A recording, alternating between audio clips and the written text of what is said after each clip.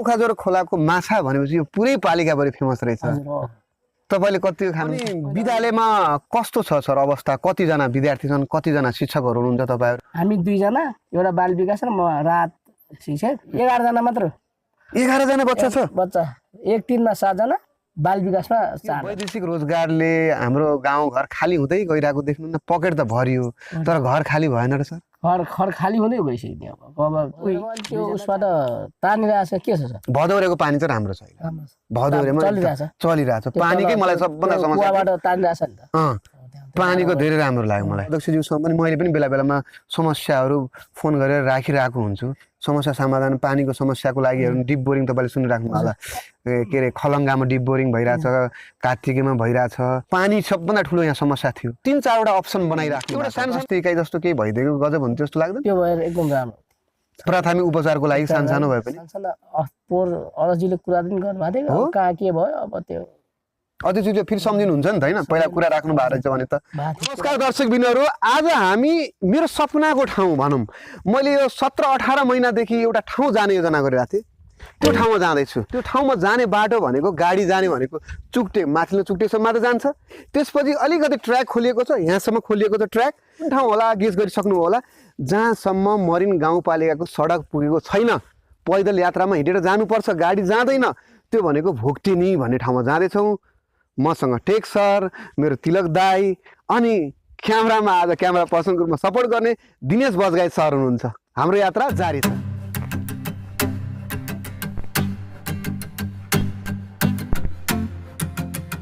करिब 2 घण्टा 30 मिनटको यात्रापछि बल्ल हामी पुग्न लागेको भोक्टिनी ठाउँ चाहिँ झुल्कियो। तल देखिसक्नुभयो हामीले कोखाजोर खोला, काभ्रे जिल्ला पारिपट्टि सबै देखिसकेका छौँ।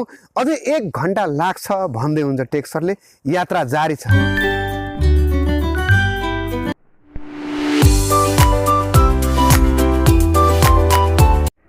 भोक्टिनीमा हामी पुगिसकेका छौँ। नमस्कार दर्शकबिनहरु, आज मैले धेरै महिना अगाडिदेखि सपना देखेको थिएँ। म भोक्टिनी कहिले पुग्छु भनेको थिएँ। आज अहिले पुगेँ र करिब 3 घण्टाको यात्रापछि म भोक्टिनी पुगेपछि म जितबहादुर पुलामी सरसँग कुरा गर्न गइरहेको छु। भोक्टिनी आधारभूत विद्यालयको प्रसँग कुरा गर्न गइरहेको छु। सरलाई धेरै धेरै स्वागत। आरामै हुनुहुन्छ सर? आरामै छ। अनि हामी त 3 घण्टा लाग्यो। यहाँको वस्तुस्थिति हेर्दा बाटो बनाउनुमा निकै कठिन माने मैले। आधा बाटोसम्म त पालिकाले प्रयास गरेको देखेँ। अनि खन्दै ल्याएको ठुलो ठुलो चट्टान रहेछ। अनि यहाँको मान्छेहरूले सामान चाहिँ कसरी ल्याउँछन्, के छ सर भन्नु त? यहाँ अब बाटो नभएपछि उता बनेपाबाट हजुर धनी ल्याउँछ। हजुर। अनि आवजात उताबाट हाम्रो ओर चाहिँ त्यतै हुन्छ। बनेपा चाहिँ कता छ र कता पर्यो? यता यो पारी यो डाँडा देखिएको भागतिर पनि यो काभ्रे हो सर। काभ्रे जिल्ला है? यो पारीको हामी काभ्रेमा पुगिसक्यो लगभग सीमामा है? सीमाना काभ्रेमा छु। ए वारी सिन्धुली उता पारी काभ्रे। यो ठाउँ चाहिँ ठ्याक्कै मरिन गाउँपालिकाको एकदम सुदूर है सर? एकदम सुदूर, एकदम सुदूर पश्चिम, सुदूर दुर्गम। पालिकाले आफ्नो सडक पुर्याउनै नसकेको ठाउँ भन्नु पर्यो। प्रयास त गरेछ। प्रयास गरिरहेछ। अनि विद्यालयमा कस्तो छ सर अवस्था? कतिजना विद्यार्थी छन्, कतिजना शिक्षकहरू हुनुहुन्छ तपाईहरु? हामी 2 जना। हजुर। एउटा बाल विकास र म रात शिक्षक। र हाम्रो विद्यार्थी संख्या भनेको न्यून छ। न्यून भन्नुको संख्या लगभग 50-60 जना छैन सर। हामी 11 जना मात्र। 11 जना बच्चा छ? बच्चा 1 टिममा 7 जना। हजुर। अनि बाल विकासमा 4 जना। अनि यहाँको मान्छेले बच्चा बच्ची कम जन्माको कि यहाँबाट अन्त पठाउँछ पढ्न? कोही अन्त पनि गइरहेछ। खेलतिर अब कोही काठमाडौँ विदेश जान्छन्। अनि बच्चा बच्ची अब आर्थिक स्थिति राम्रो हुँदै गयो, विद्यालय राम्रो खोज्दै गयो। अब विदेशमा जान्छन्, बच्ची उतै बस्छ, पढाउँछन्, बस्छ। त्यसो 11-12 जना विद्यार्थी छन्। हजुर। अनि शिक्षण प्रक्रिया त अलि चलाउन है थोरै विद्यार्थीमा अलिकति सकस अलि अप्ठ्यारो जस्तो लाग्दैन? अप्ठ्यारो छ नि सर। के म हिँडेपछि हिँड्यो बाल विकासले के गर्नु? जस्तो पालिकामा बैठक हुन्छ, बैठक हुन्छ हरेक महिनामा, त्यहाँ जाँदा त स्कुल त पुरै खाली जस्तै भयो। म्याडमले अलिअलि जेनतेन गर्नुहुन्छ। अनि अब गाउँको देख्दा अब पानी छ किन यो गाउँमा? पानी छ। पानी छ। बिजुली चाहिँ छैन। बिजुली छैन, पोल मात्र, तार मात्र। तार मात्रै। हामी अघि त्यो तारमा करेन्ट सक्यो भने डराएर आएको थियो, तर त्यो तारमा करेन्ट आइपुगेको छैन, तार मात्र आएको छ। सम्भावना छ धेरै। बाटो काभ्रे भएर आउनुपर्ने काभ्रे भएर अघि हामीले खाएको पसलको सामानहरू पनि त्यो काभ्रे बाटो भएर आयो। काभ्रेबाट बढेको काभ्रेबाट हजुर। अनि जब चोटपटक लाग्यो दुख बिरामी हुन्छ यहाँको मान्छे कहाँ जान्छ औषधि गर्न? उही काभ्रे हिजो बस्छ सर आधा घन्टा पुग्छ, आधा घन्टामा। आधा घन्टा लाग्छ पारी पारी। अनि यहाँ के उत्पादन हुन्छ सर? यहाँ कृषिको उत्पादन के हो यो ठाउँको? यहाँ धान धान मकै अब कोदो अलिअलि अनि हुन्छन् आलुहरू रोप्दा हुन्छ। आलु पनि आलु खेती पनि गरेको बालिकाले हालेको थियो हजुर बचत राम्रै फल्यो आलुको लागि है। आलु यहाँ जस्तो पकेट क्षेत्र भनेको के पालिकाले छुट्याएको के ठाउँको लागि भनेर छुट्याएको छ जस्तो एउटा निश्चित आलु प्याकेट खर्च क्षेत्र भनेर क्षेत्रबाट छुट्याएको थियो। तपाईँ शिक्षण पेसामै लागेको चाहिँ कति भयो त्यो पनि जाउँ न तपाईँको उतातिर पार्ट? म शिक्षण पेसामा लागेको 23 वर्ष भयो। 2 वर्ष 2.5 वर्ष ऊ के भन्छ करार अस्थायी करारमा हजुर। अनि त्यहाँबाट विस्थापित भयो। स्थायी आएपछि म स्वतः हटेपछि अनि फेरि 6 महिनापछि हजुर फेरि मलाई स्थापित गरेर म रातकोटामा अहिले कति भयो 21 वर्ष भयो रातकोटामै हुनुहुन्छ। यहाँकै अब तपाईँको घर कहाँ कति कुन गाउँ भन्नुहुन्छ? लाइनबाट यहाँबाट पाउने घन्टा लाग्छ। त्यहाँ पाउने घन्टाबाट यहाँ आउनुहुन्छ स्कुलमा पढाउन? हरेक दिन त्यसरी हिँड्नुहुन्छ? हरेक दिन त्यसरी म यहाँ बस्दैन गएँ। 21 वर्ष हिँड्नुभयो भनौँ न त्यसरी है? 21 वर्ष होइन 4 वर्ष 8 महिना म मरिन उसमा बेतेनी भन्ने ठाउँमा जनजाति आदर्श विद्यालय बेतेनी भन्ने ठाउँमा हजुर बसेँ। अनि 65 साल श्रावण 27 गते म यहाँ फेरि यतै आएँ। पहिला यहाँ नियुक्ति हो मेरो नियुक्ति यहाँ हो। अनि त्यहाँ उतातिर रातकोटामा त्यहाँ पोस्टिङ गरेपछि अनि मलाई अनि म अहिले 65 साल चाहिँ यहीँ छ भन्नु। 10-12 जना विद्यार्थीका लागि पनि शिक्षक राखिदिएर क्लास सञ्चालन भइरहेको छ। समस्या के छ त त्यो स्कुलमा? अझै समस्या छ जस्तो बसाइको व्यवस्थापन हुन्छ जस्तो अरू स्कुलहरूमा त बसाइको व्यवस्था भुइँ व्यवस्थापन छ भइसकेका छ। एउटा समस्या यहाँ टिभी पनि ठुलो टिभी भन्ने ल्याएन लाइन नभएर जो पठा गरेछ आइपुगेन यहाँ पालिकामा छोडिदिनु भन्नुभएको थियो। घेराबेराको समस्या र घेराबेरा छैन। अर्को ऊ झ्यालढोका चाहिँ जीर्ण भएर ऊ छ त्यो झ्यालढोका चाहिँ मर्मत बाँकी। झ्यालढोकाको मर्मत बाँकी छ, घेराबेरा छैन। अरू त सबै अरू राम्रो छ, अरू ठिक छ। खाने पानी छँदैछ। अब पानीको सुविधा त गजब है सर? पानी यही हामीले खाने पानीकै त्यही लाइन लिएर आएको छ त्यही पानी हो। अनि यो बस्ती चाहिँ यहाँको यो भुक्टेनीको बस्ती चाहिँ यो कोखाजोर खोलाको छेउमा छ र कोखाजोर खोलाको माछा भनेपछि यो पुरै पालिकाभरि फेमस रहेछ। तपाईँले कति खानुहुन्छ? मैले अलिअलि खान्छु। राम्रो लाग्छ र मिठो छ है? मैले पनि 2-3 पटक खाएको छु के। मलाई माछा मार्न जानु भएको छ? म आउँदैन सर। तपाईँले माछा मार्नु भएको छ? जाल बुन्न ऊ आउँदैन। सानोदेखि उतै मरिनतिरै बसोबास उतै पढेँ म। माघी घाटमाटामा प्रावि थियो। हजुर हजुर। हामी सानैदेखि नै त्यहीँ पढ्ने मावलमा बसेर। अनि पछि उतै बाबुहरूले उता जग्गा किने कोही दाजु उतै छन् कोही यतै बस्छन्। तपाईँलाई यो शिक्षण पेसा कस्तो लाग्यो? तपाईँले अब 2-3 दशक बिताइसक्नुभयो, 20औं वर्ष पढाइराख्दा यो सही पेसा छाने जस्तो लाग्यो वा के छानेछु अब बुढेसकाल लागिसक्यो है यो गलत पेसामा इन्ट्री गरे जस्तो लाग्यो वा नै ठिक छ है मान सम्मान पाइन्छ गाउँमा? कस्तो तपाईँको आफ्नो मनोभाव के छ, विचार के छ, अनुभव के छ? मलाई त होइन ठिक लाग्यो किनकि अब समाजमा एउटा छिमेकमा बसेर एउटा पेसा पनि छ, आफ्नो खेती पनि भ्याउने र मलाई त ठिकै लाग्यो। राम्रो लाग्यो।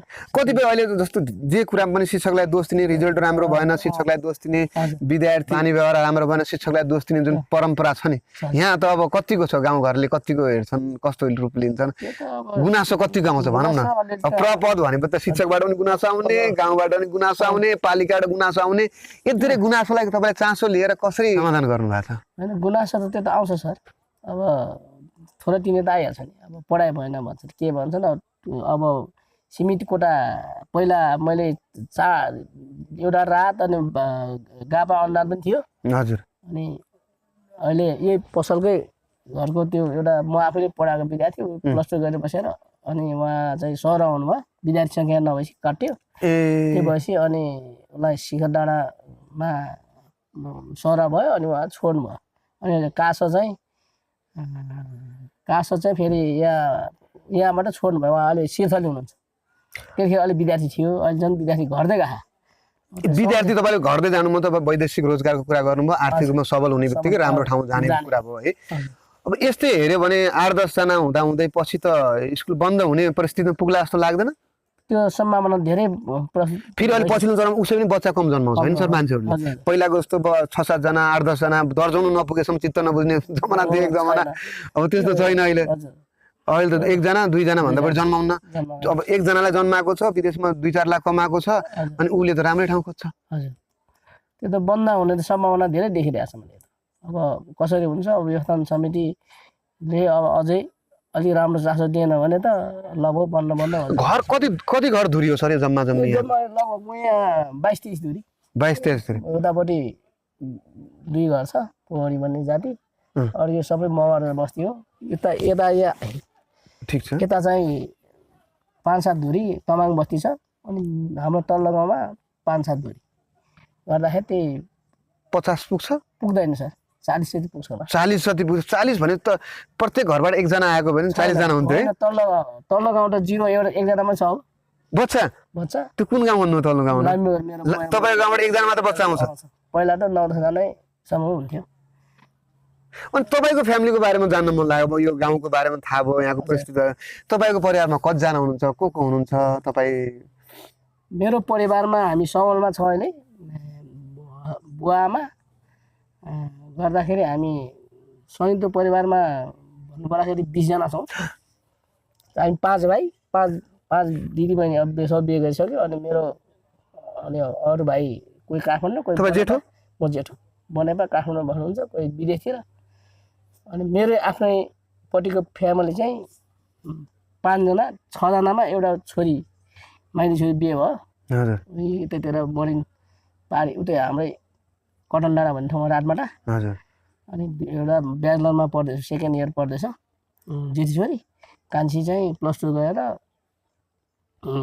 उसमा जापान स्टुडेन्ट भिसामा ट्राई गरेर नाम निकालिसक्यो अब बाँकी भिसा आएपछि जाने प्रोसेसमा छ कान्छो छोरो एउटा छोरो अहिले 9 मा पढेछ उसमा बनेपा एभरेस्ट एकाडेमी भनेपछि छोराछोरी राम्रैसँग पढाउनु भएको रहेछ अनि त्यति ठुलो परिवारमा यस्तो लाग्दैन कहिलेकाहीँ परिवारमा जेठो भए परिवारको जिम्मेवारी पाए हजुर फेरि गाउँमा पनि अब स्कुलको प्र भन्नुभएको गाउँको स्कुलको प्र जिम्मेवारी उहिलेदेखि जिम्मेवारी पाइराख्नु भएको छ हरेक मैले मेरो बिहे गरेदेखि नै बुवा आमाले सबै मेरो जिम्मामा के सबै व्यवहार सबै आज यो विद्यालयको जिम्मा यो विद्यालय जिम्मा चाहिँ 76 सालदेखि म प्र बने अनि अब परिवारको कुरा गर्दै जाँदा उमेर पनि अब अलिकति छिपिँदै जाँदा सबैका छोराछोरी विदेश जान लागे यो लहर चल्या छ अहिले देशैभरिमा अनि बुवा आमा मात्रै बुढेसकालमा एक घरमा एक्लै बस्नुपर्ने परिस्थिति छ यो वैदेशिक रोजगारले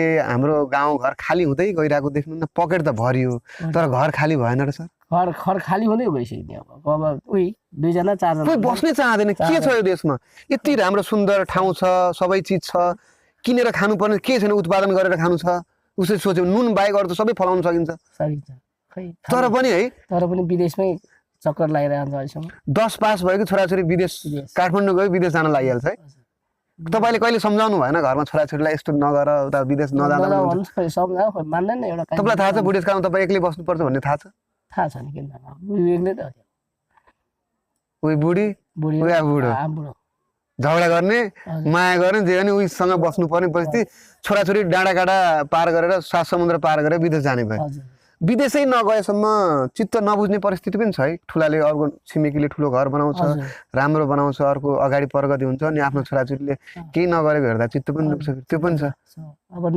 नजा भन्दाखेरि अप्ठ्यारो पनि लहरै त्यस्तै छ लहरै चढेको है सहर विदेश नगएको कुनै घर होला जस्तो लाग्छ कोही न कोही इन्डिया भए पनि पुगेको छैन सर कतै हाम्रा इच्छा आकांक्षा अलिक बढी भएर हो कि हामीले ठुला ठुला सपना देख्न थालेर हामी ठुला ठुला देशमा गएको हो कि तपाईँ त जानु भएन नि विदेश त थियो होला नि अवसर त्यतिलाई किन जानु भएन तर अहिलेका छोराछोरी सबैका छोराछोरी जान खोज्छन् पहिला यो देशमा सबै अटाए अहिले अटाउन सक्दैनन् यो कस्तो अनौठो परिस्थिति आइरहेछ है देशमा यो रोजगारको अवसर नपाएर पनि हो एकदम किनकि अब कमाउनै पर्यो घरको आर्थिक कमजोर हुन्छ अब कमाउनै पर्यो अनि ल त्यस्तै हो फेरि तुलना पनि गर्छ होला नि सर हजुर यहाँ बस्ने 30,000 उहाँ 3 लाख 3 लाख अनि कहाँ फरक 30 र 3 0 त धेरै फरक पर्यो धेरै फरक त्यो भएर पनि त्यो भएर पनि अलिकता फर्क माने होला तपाईँलाई जस्तो अहिले यहाँ यो त वडा नम्बर 2 पर्यो हैन सर पहिला 1 मा थियो भन्नुहोस् पहिला एक हो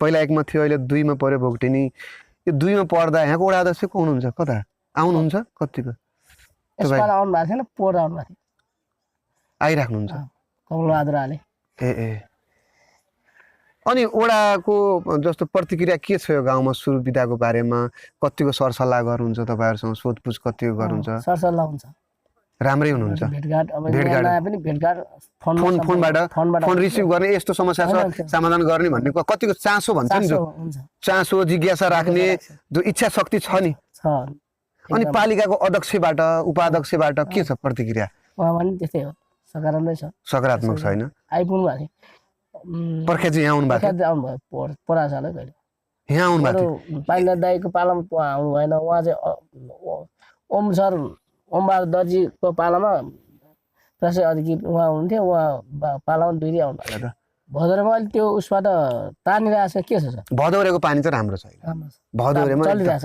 चलिरहेछ पानीकै मलाई सबभन्दा समस्या कुवाबाट तानिरहेछ नि त अँ पानीको धेरै राम्रो लाग्यो मलाई सबभन्दा समस्या पानीको त्यहाँ बाटो अनि आइरहेछ प्रकाशजीसँग मैले अध्यक्षज्यूसँग पनि मैले पनि बेला बेलामा समस्याहरू फोन गरेर राखिरहेको हुन्छु हजुर अनि राति 9 बजे भए पनि समस्या समाधान पानीको समस्याको लागि हेर्नु डिप बोरिङ तपाईँले सुनिराख्नु होला के अरे खलङ्गामा डिप बोरिङ भइरहेछ कार्तिकेमा भइरहेछ पानी सबभन्दा ठुलो यहाँ समस्या थियो 3-4 वटा अप्सन बनाइराख्नु भएको छ हजुर। अब केही महिना चल्छ 1-2 वर्ष चल्छ फेरि हुँदो रहेछ समस्या चाहिँ आइराख्ने चट्याङ बढी पर्ने रहेछ हजुर।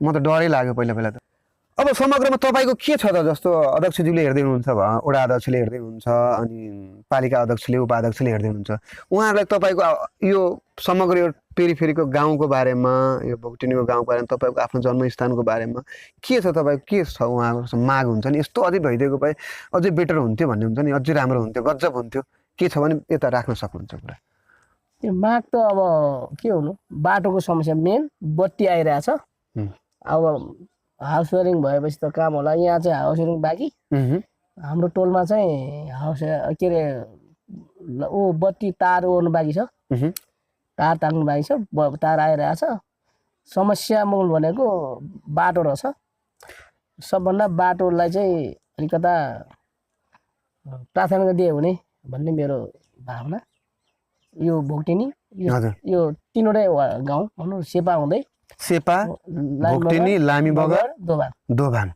यो 4वटा गाउँ 4वटा गाउँलाई समेटेर बाटो सिजनमा पाए सबभन्दा राम्रो व्यस्त हुने मेरो मेन कुरा विकासको मेरुदण्ड भनेको यातायात हो बाटो नै चाहियो सडक बिना त सम्भवै छैन तर बाटो बनाउनु धेरै कठिन म आज त्यो हिँड्दाखेरि हेर्नु त्यो कठिन छ है बनाउन पनि कठिन छ मैले मेरो आकलन त अझै 20 वर्ष लाग्छ जस्तो लाग्यो त्यो बाटो खन्नलाई त्यति अप्ठ्यारो बाटो देखेँ मैले हो सर त्यो त अप्ठ्यारो किन त्यो पुरै ठाडो डाँडाहरू छ चट्टान रहेछ अनि मैले त्यही भएर आफै अनुभव गर्नलाई नत्र अन्तर्वार्ता त म हुँ मरिनमा बोलाएर पनि लिन सक्थेँ तर मैले अनुभव नगरिकन किन गफ दिने अनुभव गरेर रियल कुरा राखौँ न भनेर हो एउटा बाटो चाहिँ मेन चाहियो अनि कृषिको बारेमा अनुदानहरू आइरहेकै हुन्छ पानी प्रशस्त छ माछा खान पाइन्छ यहाँको ताजा माछा खान पाइन्छ यहाँको मान्छेहरूको है यहाँको एउटा राम्रो विशेषता भनेको आफ्नो काममा रमाइरहेको है जिन्दगीमा खुसी त्यति हो यहाँको मान्छेहरू आरामसँग रमाइरहेको अनि एउटा सानो इकाइ जस्तो केही भइदिएको गजब हुन्थ्यो जस्तो लाग्दैन त्यो भएर एकदम राम्रो प्राथमिक उपचारको लागि सानो भए पनि पोहोर अध्यक्षले कुरा पनि गर्नुभएको थियो कहाँ के भयो अब त्यो अध्यक्षले फेरि सम्झिनुहुन्छ नि त होइन पहिला कुरा राख्नु भएको रहेछ भने त कुरा भएको थियो अब अहिले ठाउँ छ के अरे कम्तीमा अब यति 40-50 घर छ भने त एउटा सानो अस्थायीसम्म राखिदियो भने होइन राम्रो हुन्थ्यो एउटा नर्ससम्म ल्याएर राखिदिन पाएको अब मावि स्कुल हुने जस्तो ठाउँ भइदा त बागमती प्रदेशभर एकजना माविमा नर्स अटोमेटिक छ होइन तर अब यहाँ सानो एउटा प्राथमिक उपचार हुने किसिमको चाहियो पारिपट्टि काभ्रेमा त झिलिमिली हुन्छ है साँझ बत्तीहरू यहाँ चाहिँ अझै भइसकेको छैन तार चाहिँ हामी देख्न सक्छौँ डाटाहरू नेटवर्क कति चल्छ डाटा चल्छ है 4G चल्छ ए काभ्रेतिरबाट हो त्यो काभ्रे उसको बनफुको डाँडाको त्यही त मलाई अघि नेट त माथि नै टिप्यो के डाँडामै हाम्रो लाइनमा गाउँसम्म टिप्छ त्यहाँ त्यो सनलाइनमा टावर राखेदेखि एनटिसी टावर हो त्यो, त्यसले गर्दाखेरि 4G चल्छ। समग्रमा सर हजुर उता कार्यक्रममा बिजी हुनुपर्ने बेला मैले तपाईँलाई टक्क यता आउनु न सर होइन सर, भनेर बोलाएँ, गाह्रो पिरो नमान्नु होइन त्यस्तो होला। मलाई त खुसी छ सर। मिठो कुरा भयो कार्यक्रममा तपाईँले मिठो कुराकानी राखिदिनु भयो। तपाईँलाई धेरै धेरै धन्यवाद नेत्र सरको तर्फबाट। र अरू केही भन्नुहुन्छ भने अन्तिममा? हस् सर, धन्यवाद सर, धेरै धेरै धन्यवाद सर। नेत्र सर। फाइनल्ली म माथिल्लो चुक्टीमा पुगेँ। मेरो दायाँ खुट्टामा समस्या देखा पर्यो, दिनेश सरको बायाँ खुट्टामा समस्या देखा पर्यो।